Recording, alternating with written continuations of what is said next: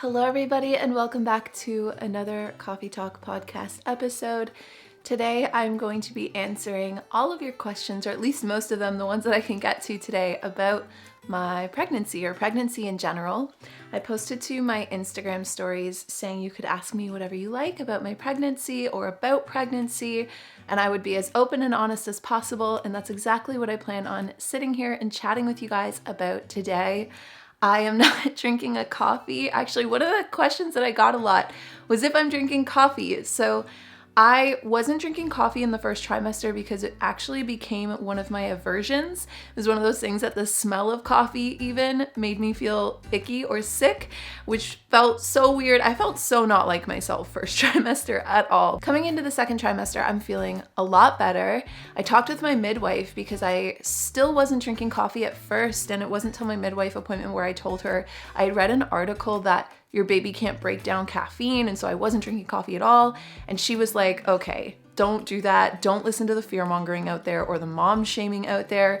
You're okay to have 1 cup if you want to. There's no pressure, but if you'd like to, you can have 1 cup or less than 200 milligrams. You're good to go.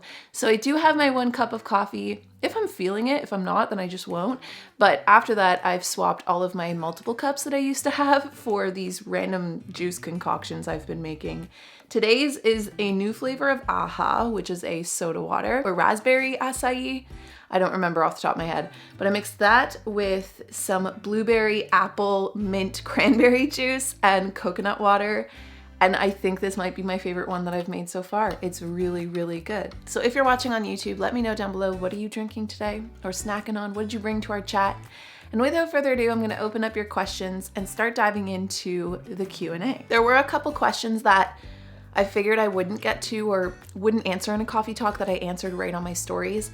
And I made a highlight on my personal Instagram called Baby Bear of everything that I answered there. So feel free to check that out on Insta. These are gonna be the questions that I figured would make for a good conversation that I'll try and get to today. First question, did your routines change at all now that you're pregnant, and do you miss coffee? So I kind of answered the coffee question a little bit there.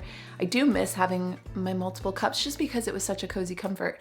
But surprisingly, I actually do find that just having anything to sip on, it's kind of more of the habit than anything. Have my routines changed? Yes, but it's also the change of seasons. It's also just finding a better routine that's working with where my life is at right now. So it's a little bit because of pregnancy, a little bit not. On my vlog channel, I'm planning on doing updated routine videos where I'll share that with you, but mostly I'm doing this no routine thing. So it sounds super confusing because it's a routine based on not having a routine, which is a routine. I know, my brain's breaking too. What I mean is I don't have a set routine every single day. Every morning, I spend my first hour when I wake up with that first cup of coffee, if I'm feeling it, planning out my day, and then I go about however that day is supposed to be. So depending on what projects I have coming up or what I'm working on, then I'll also fit in other habits that I'm enjoying, like reading or exercise, anything of the sort, journaling, meditating, stretching, yoga. And every day is totally different, but the only thing that is routine is every morning, that first hour. I go through all my brainstorms, I go through all my notes, I go through emails. I basically set up my day for an hour. I've really enjoyed that routine. Kind of like no routine because it's not the same every day, but it is a routine in the sense of that little morning part is the same. Whoa, there's a really pretty red bird outside my window right now. What? Will the camera give me time? Don't fly away, don't fly away. Look at that pretty red bird. Oh my gosh, it's so gorgeous. I believe those are red cardinals. Was it a red cardinal? Someone correct me if I'm wrong. What memories are you most looking forward to making with Baby Bear? So many memories, but the thing that pops into my mind, like first and foremost, is holidays. So not to go too far into a backstory or to have a pity party or anything, that's not what I mean by this, but just to explain a little bit of context, holidays got really weird for me after my family split. I mean, I love holidays, I love festivities, I love being festive. And so once my parents split up, festivities got weird, holidays got weird, everything got split into two. It became more stressful than it was growing up as a kid. Also, as you age, as you get older, holidays change. It is fun being an adult with holidays and having your friends around and getting to plan and do your own things, but There's something so exciting to me about Easter, about Christmas, about Halloween, and all of the holidays, and thinking about having a baby around for that and getting to make new traditions and new memories and just bring this new sense of joy and family back around to that feeling. I still obviously have my family. I'm still gonna see my family. It's just gonna be having my own family to do that with is really exciting to me. I'm really looking forward to starting new traditions, both like traditions that are my own that I'll be able to pass down, but also Ryan, my partner's traditions as well, and just being able to start new things. Last year, Halloween, Thanksgiving, and even Christmas, because we found out just before Christmas that those were gonna be like our last holidays without having a baby, because our baby's gonna be here right before October. It's like we'll have the baby by September. And so to think that October and December and right around to next Easter that there's gonna be a little baby to like celebrate with is just really exciting for me. And then in terms of other memories, just in general, hanging out with family, getting to see my baby now grow up with their cousin, which is my sister's niece, or my sister's baby, pregnancy brain. My sister's baby, who's gonna be about 1.5 years older, almost 2 years older actually, because her birthday's in October. And so yeah, I'm excited for them to be able to interact and grow up together too. So lots of stuff to look forward to. So the next question is, do you already have names picked out? And I shared a few of the names on my story set that we actually aren't going to use anymore, but they were originally on our list. I'm not going to share our top names until we know what we're choosing. Somebody asked me why, and I'm like, is that weird? I feel like most people don't share names until the baby's there, right?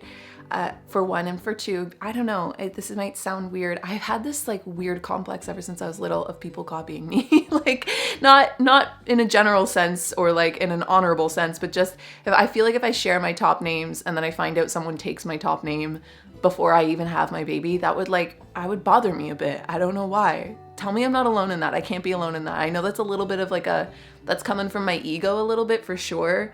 But I'm just being honest, that's why I'm not sharing the top names, just because, and also too, like we want to make it a bit of a surprise. We were on our first date when Ryan asked what made me move here, and I was telling him about how my sister had just had a baby. He and I started talking about kids, and it was very lighthearted. It wasn't like, are we having kids, or do you want kids? But we were both just like, oh, I love kids so much, I can't wait to have kids one day. And I was like, oh, I already have my baby names picked out. And he was like, oh, me too. And I was like, let's hear them.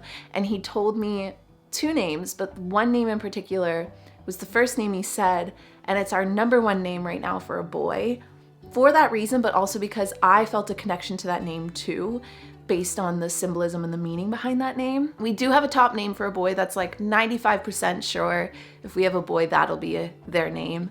And then we have 2 or 3 girl names that we really, really like, and middle names are also dead set. We've already decided what they'll be as well. So yeah, we've pretty much named our child already.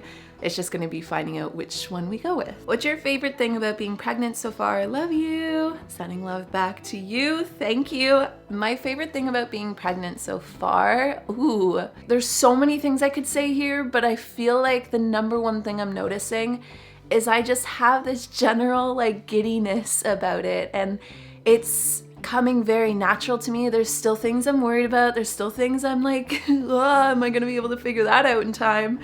And there's still like a little bit of stress to it, of course, but there's just this general feeling of giddiness, of excitement that I have. I feel like I've arrived to somewhere that I've always known deep in my core, deep in my soul, was a part of me, and I feel like I wasn't expecting to arrive so soon, but I'm still happy that I've made it here. And so yeah, it's just this general happiness that I feel.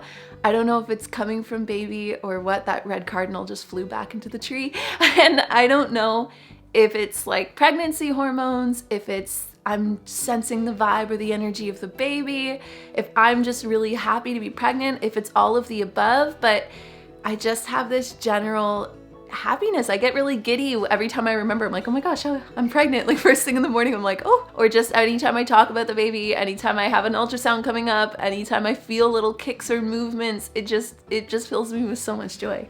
And so yeah, that's probably my favorite part, is I feel really giddy, and I'm like not a bubbly person, I would say, in general. I feel like I come across a little bubbly in videos and stuff because I'm obviously putting on a upbeat energy, and I wouldn't, like, I'm entertaining, you know? But I'm normally like pretty chill on a day-to-day basis. It's made me more bubbly. It's made me more giddy in my day-to-day, which I'm enjoying because it's a light, bright energy, and I'm just gonna enjoy it while I have it. This is an interesting question because we didn't, okay, I'll read it out. When did you decide you were ready to take that step in your relationship? And baby decided for us in a sense, but also of course we decided as well. So we were both surprised to find out we were pregnant. I know I've read a couple comments of people being like, how are you surprised? Like, if you're doing the nasty, then there's a chance. But we were surprised because we were taking precautions. So when we found out we were pregnant, it was definitely a whoa moment, and things got real, really fast moment. At the same time, we've talked about this. We've talked about getting married. We've talked about starting a family. We thought we were about 2 or 3 years out from that, maybe a year before we got engaged or something. But it wasn't until we had the conversation where I was like, are we ready for this? This is intense. And this is pretty much the night after we found out, and we were at my house, and I said that, and Ryan was like, no one's ever ready. You have a house, I have a house, we're already moving in together, we can get married anytime, there's no right way to do things anymore, I love you, you love me, like, yeah, we're not ready, but also when will we be ready? We'll never be ready, and it's here, so I'm down if you're down, type of thing. It was what I needed to hear. I needed that reassurance, and I was very grateful to hear it come from him, not because I wasn't sure, but just I was in such a state of shock at the beginning. I was all wrapped up in those first few days of, this is gonna change everything. Like, am I gonna be the same person? I live my life a certain way. I'm very, very regimented in my ways and routined in my ways. And I was just thinking about all the things that could go wrong and all of the things that I thought, I don't know, I was just really wrapped up in that and trying to grasp what was really happening. And so I needed that anchoring moment for him to say that. And when he said that, it was like, it clicked. It was like, yeah, of course we can do this. Baby decided, but also it was something that we had already pretty much talked about. And it wasn't until he said it that I feel like we really, really confirmed that we were taking that step. Obviously, you can talk about these things and you can dream about these things in relationships. It doesn't always mean it's gonna happen. But it wasn't until it happened for us, and I heard him really affirm that to me and just comfort me in that sense that we were like, okay. And then we mutually agreed that we were ready to take that step even without being ready, because no one's ever ready for a baby. Ooh, you guys ask amazing questions, by the way. So this question says, will you raise your baby spiritual? And yes and no. What I mean by that is I'm gonna do the best that I can to guide my child, but I will always be open to anything that calls specifically to my child, even if it's not something that calls to me. So I'm more spiritual, yeah, and I would say Ryan is more spiritual too, but even the ways that Ryan and I are spiritual are very, very different. The best way to describe it is he's very yang spiritual and I'm very yin spiritual. So he is really in touch with his spirit when he's in nature, when he's surrounded by loved ones, when he's socializing, when he's creating things with his hands, when he's in the moment, when he's really drawn into the flow, which he gets that way with building things, with being in nature, with like hiking and all of that. Whereas I'm a lot more spiritual in the sense of like, I like to journal, I like to meditate, I like to do yoga, I really like to read about different types of philosophies, different types of belief systems. But at the same time, at our core root, we have similar values. So will I raise my baby spiritual? Likely, I will guide them with what guides me, but I will always encourage them to seek their truth and to seek what guides them, even if it's a different religion or a different spiritual practice or a different belief system or no belief system. That's kind of the way I'm gonna go about parenting with a lot of things, including another question I've got asked quite a bit, so I'll just answer it in this because it's very similar mindsets how I'm taking it, is will I raise my child vegan or plant-based? Like, I eat vegan or plant-based. I will, again, when I'm cooking meals, baby's gonna eat what I'm eating, baby's gonna eat plant-based.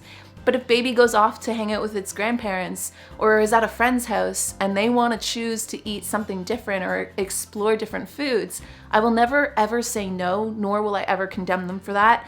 And if they choose or decide, just like how I chose and decided that I wanted to be vegetarian and then vegan and my parents let me, I'm gonna give that same freedom to my child, but I'm gonna educate them. I'm gonna tell them like where food comes from, the different ways that we forage food in such a high consumerism rate, and then also down to foraging food to gardening in our backyard. And I'm going to give them the tools and give them the information they need for them to make the best decision for themselves.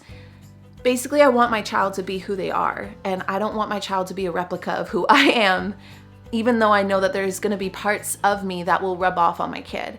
And so I will cook my child plant-based food, just like I'm gonna cook Ryan plant-based food, but when Ryan is out with his friends or doing other things, he eats whatever he wants. And so I'm good with that. That I'm comfortable with. And also too, I don't know, I feel like there's only gonna be like a few people I need to affirm this to. So please, if this comes off harsh, I'm not a harsh person. I feel like if you've been watching me for a while, you'll probably know that. But I do need to be very, very adamant on one thing, especially as I'm sharing a lot of this stuff so openly, especially as I've heard that there is a lot of mom shaming out there, that there is a lot of people that will throw in their 2 cents, and I've already gotten a lot of 2 cents sent my way. I have a boundary of I am gonna do what I'm gonna do, and even if you don't agree with me, I respect your right to not agree with me, but I'm not taking opinions on how to raise my child from anybody that isn't directly involved with my child.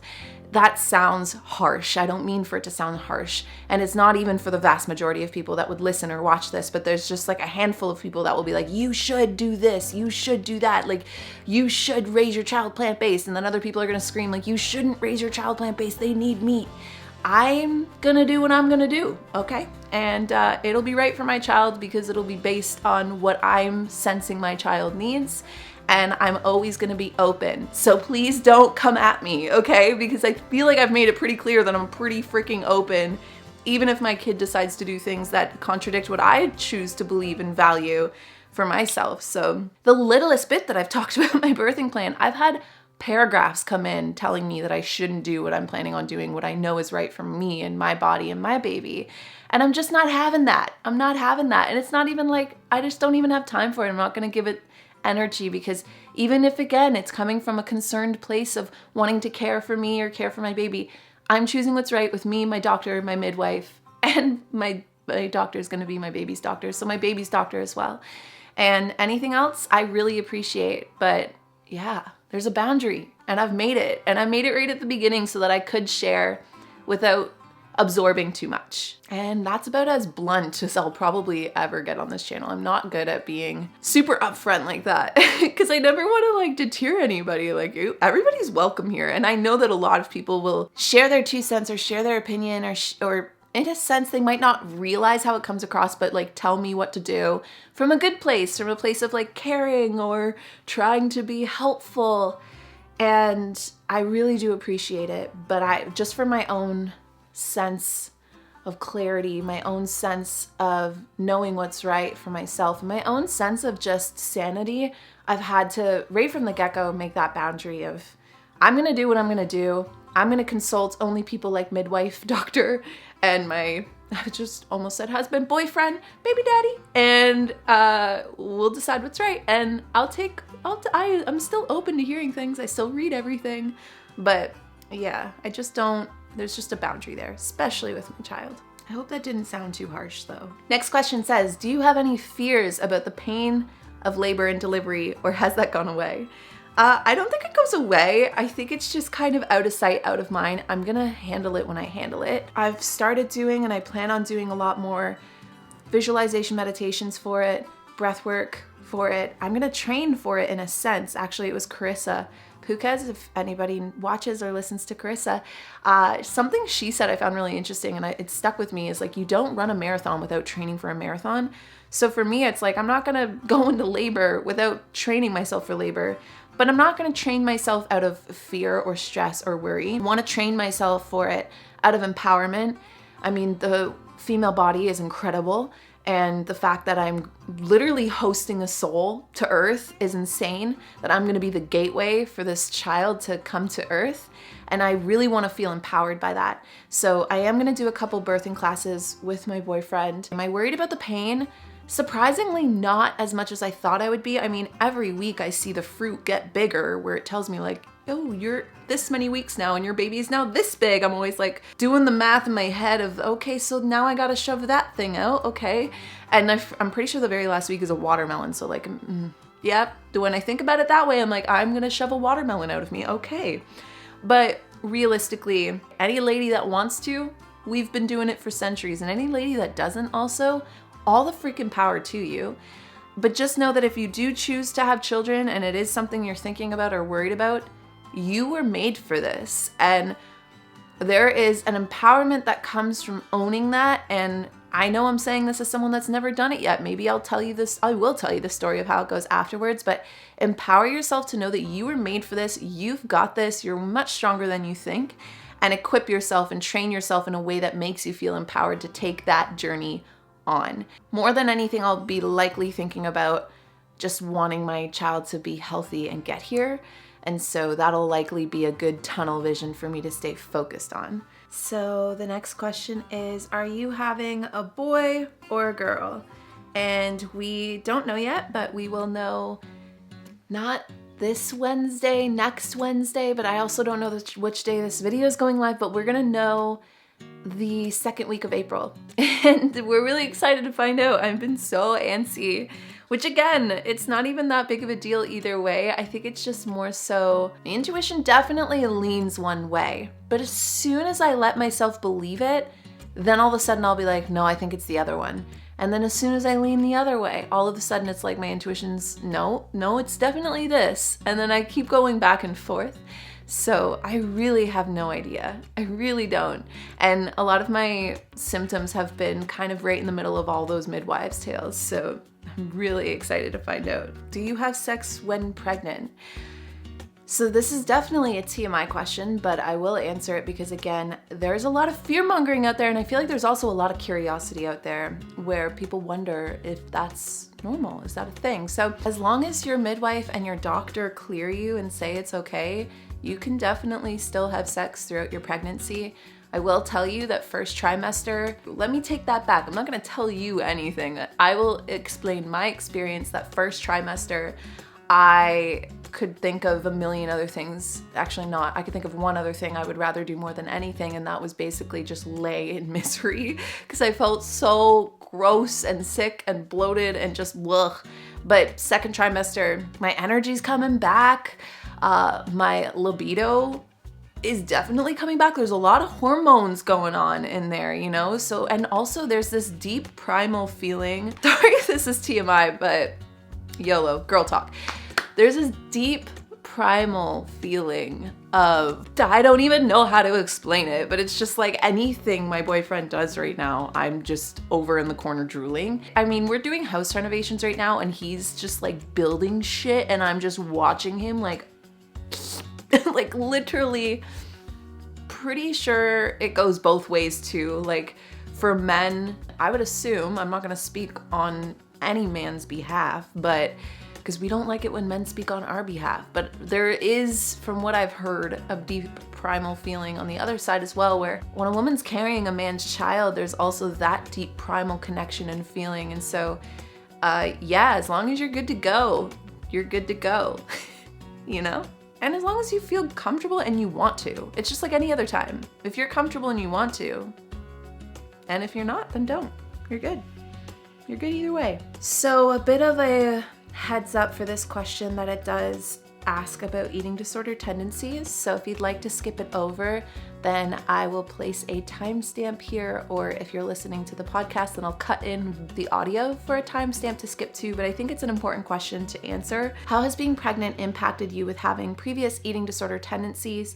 I haven't felt triggered, which I was leaving myself room to feel however I was gonna feel. When I did my mental health update and I talked about how I have been in therapy. I really put in the work. One of the things that I've really healed is my connection to my body and also my connection to food. I was already feeling healed before finding out I was pregnant. Now, of course, finding out you're pregnant definitely puts a spin on things because it's such a vast physical change of the body. But I feel grateful, like so grateful to my body. I mean, I lost my period for like a year. So I always wondered if I'd never been checked or anything, but I always wondered, like, will everything be okay? Did I do any damage to myself? Anything like that. And so if anything, I just feel super embodied. My body has already changed. My boobs are up 2, if not more, breast sizes or cup sizes. I'm like still not wearing the proper bras. I probably should be, if I'm honest with you, but it's just because I want to be comfortable, god damn it. My belly has changed, my legs have changed. I'm like itchy all over, which is from my skin stretching. I can sense like I have double the blood volume in my body right now, so I definitely feel fluffier, but I honestly don't mind. Like I just feel so grateful that my body is doing exactly what it should. When I eat when I'm hungry. I just eat when I'm hungry, and I'm definitely hungrier, but I eat because I know it's fueling my baby. I'm curious to know how I'll feel after, once I give birth and I'm on the other side with my postpartum body. But if anything, I just really want to embrace being as compassionate with myself as I can. I already think that there's so much pressure out there for women, especially women who choose to become moms, to not only love your pregnancy, because there's many people that don't love being pregnant, but then to get back into shape, but also love your body, but also be an amazing mom, but also go back to work. And that's a lot, okay? That's a lot pressing down already. So I've really done the best that I can to just block out all the outside noise and pressures that make you feel like there's any right way to feel or wrong way to feel. Have there been times where I've felt uncomfortable in my body? Yeah, especially when I've gotten super, super bloated. But it's not the same kind of discomfort that I used to feel, and it doesn't trigger me in any kind of way. And that's the winning deal for me, that I don't feel triggered. I don't feel worried. If anything, I feel very trusting of my body. I feel very compassionate towards my body and very grateful for my body that it's doing what it's intended to. You know, it just knows and intuitively is doing exactly what it should. And I'm just trying to basically give it all of the tools and all of the nourishment that I can. And I really hope I can keep that going throughout my whole pregnancy. I really hope I can keep that embodiment and that ability to just be with my body and grow with my body and also heal with my body afterwards and take the journey one step at a time and embrace it every step of the way. So it hasn't triggered me at all, which is really cool, really good, because I always thought like, okay, I really feel healed. But I think it's not until you get tested or challenged again that you really get to know how healed you really have become or how much you've really healed a wound. And this is really showing me all of the work that I've put into my body image and all of the work that I've put into my connection and my relationship to food, because it's just not being triggered. I think that's a really important thing to talk about, because there is a lot of even unspoken judgment on women and their bodies and how their bodies change through pregnancy. And if you want me to keep talking about it, feel free to keep asking me about it. I'm happy to keep talking about it. I'm not saying that it's sunshine and rainbows or that I've just felt amazing this whole time. Like I've definitely been like, woof, I'm not feeling so great today. I'm not feeling so fit, if you will, but it's all right. And it's totally fine to ride that wave and just be on that journey. So this is a great question. What is something you didn't know about being pregnant? And one thing I will say is I had no idea how off kilter the first trimester can be. I think from just movies and assumptions, I just assumed you find out you're pregnant and that first trimester, you're just able to hide it and go about life as usual. And I've never felt so kicked off or just like swept out from my feet, because I was so tired and I was nauseous when I wasn't tired and I just had no energy to do anything. And that, it really messed with my mindset a little bit. Like I had expectations of the first trimester that I was very, very surprised to find out were nothing close to the reality of what it was. So it's the fact that I think that not a lot of people really warn you how hard the first trimester can be.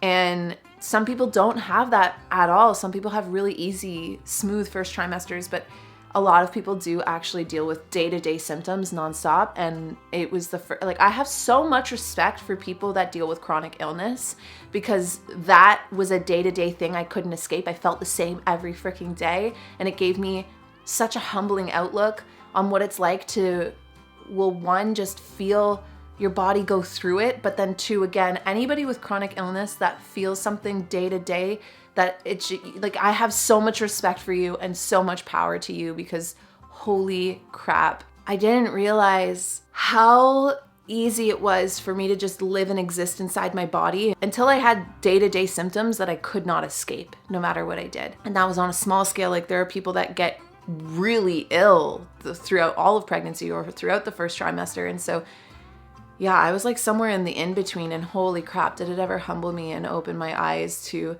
just people that struggle with symptoms on a day-to-day basis. Like, my heart goes to you. My respect goes to you. Just power to you. Okay, 2 more questions because they're side by side and they're both great questions. So those will be the last 2 that I'll do. The first one says, have you had any dreams about baby or intuition predictions come true? I've had tons of dreams about baby. In most of them, baby is a boy. And there's only been one where it was a girl, and it was right before I even knew I was pregnant, where I had a dream that I gave birth to a little girl in a bathtub. Ever since then, though, every dream I've had has been about a boy. And even before I ever got pregnant, dreams I've had in past years that I've logged, I've met children that are my children in dreams, and the vast majority of those dreams have been about a boy. So I'm curious to know if my dreams will be right or not. And have I had any other predictions come true? Something really weird actually happened yesterday. I was planning out my month of April, and I was filming in a vlog for April 6th and what I was gonna film that day. And I was like, watch this be the day I go for my anatomy ultrasound. And 5 minutes later, the hospital called me and they were like, we're just calling to book you in. Do you have open availability for April 6th? And I was like, what? Yeah, I do. But I feel like I knew you were about to ask that. Like, it was so weird. It was just this feeling I had a pretty good feeling that on this Wednesday, I'm going to be doing this. I also had a lot of intuitive feelings that I was pregnant before finding out I was pregnant. But because it just seemed so preposterous to me, was that the word, preposterous? I was ignoring all of my intuitive cues that I was pregnant, and it just kept on like brushing it off, thinking like, oh, I must just have a big project coming or something, you know, like I have something creative coming down the pipes. But nope, my sacral chakra was definitely like, it's a baby. And I just kept on ignoring it until I saw the actual physical confirmation that I was pregnant. And so, yeah, there's been lots of little dreams and intuitive notions like that for sure. And then the last question I'll leave it with, and again, I can answer more of these in another podcast episode a couple weeks from now, or I can do some of these in a vlog. Let me know what you would prefer in the comments. But this question says, are you nervous about leaving the old you to grow into mom you? Yes and no. So let me explain as best as I can and as quickly as I can. Nervous only because, and it's weird because even as I go to say this, my brain, my intuition, my gut is telling me, don't even say that because you know it's not true. But there is a little part of my trauma, even though it's healed, that has a little bit of anxiety about becoming a mom just because of the role that played, the role that was played by that in my life growing up. You get what I'm saying? I didn't have the healthiest example of that role growing up. So it's gonna be like writing it for the first time while also trying to figure it out for the first time with also not really having that guidance. Does that make me nervous? Yeah, a little bit. Am I nervous about leaving behind the old me for the new mom me? No, because I think those are still gonna be the same thing. Each day we leave behind who we were yesterday for who we are today. Is there gonna be a big change going on, that who I was in the previous yesterdays to who I will be soon, or even who I am right now as a pregnant person? Yeah, that's a pretty big change, but I still feel like I'm me. I still feel like Kalyn. Weird to say my name out loud. I still feel like my usual self. I just feel like I'm blooming more. And the parts of who I was before, the parts of the old me, are just foundational to what is gonna be me and is still me.